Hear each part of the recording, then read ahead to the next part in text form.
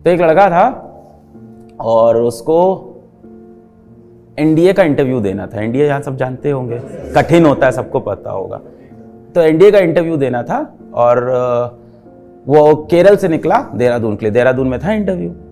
बड़े गरीब घर का बच्चा था, पैसा भी नहीं था उसके पास, 18-19 साल का था आप जैसा एकदम।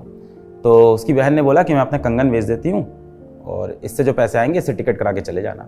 कंगन बेचने से इतने ही पैसे आए कि एक तरफ का टिकट हो पाया, दूसरी तरफ का हो नहीं पाया।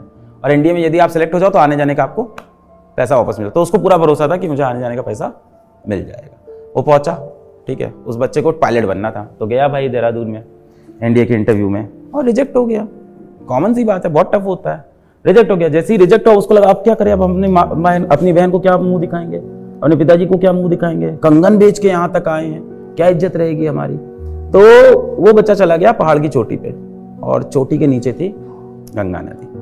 और फिर उसके मन में वही ख्याल आया जो हम सबके मन में कहीं ना कहीं कभी ना कभी तो आता ही है, मेरे मन में भी ऐसा क्या आता है। तो एक बार चोटी की तरफ जाए फिर पीछे चला जाए, क्योंकि डिसीजन लेना पड़ता है, ठीक है। जब वो ये सोच रहा था तो उसी टाइम वहां पे एक शिवानंद स्वामी आ गए इत्तेफाक से पहाड़ के ऊपर। तो शिवानंद स्वामी ने से पूछा कि बच्चा क्या कर रहे हो। तो रो पड़ा छोटा बच्चा 18-19 साल का, बोला कि साधु जी हमारे साथ ऐसा ऐसा हुआ है, हम केरला से आए हैं यहाँ तक और बहन का कंगन बेच के आए हैं, अब क्या मुंह दिखाएंगे, हमको पायलट बनना था, हम पायलट नहीं बन पाए।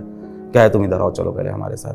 तो उसको ले गए अपने साथ आश्रम में, बोले चलो खाना खाओ, रोटी खाओ, बढ़िया। क्या चलो अब सो जाओ, समय से रात हो गई, चलो सो जाओ। सो गए। अगले दिन सुबह उठे, क्या लो किराया लो, चलो घर जाओ। तो फिर वो फिर से रो दिए कि यार साधु जी हमें तो लगा था आप कुछ सोल्यूशन बताओ, कुछ ज्ञान बताओगे, आप तो ऐसे किराया दे के वापस भेज रहे हो। तो उन्होंने कहा कि तुम पायलट आज इसलिए नहीं बन रहे हो क्योंकि भगवान ने तुम्हारे लिए कुछ बहुत बड़ा प्लान कर रखा है। तो वो बंदा प्लेन उड़ाना चाहता था, फिर उसने मिसाइल उड़ाई। डॉक्टर एपीजे अब्दुल कलाम साहब। सो बी पेशेंट।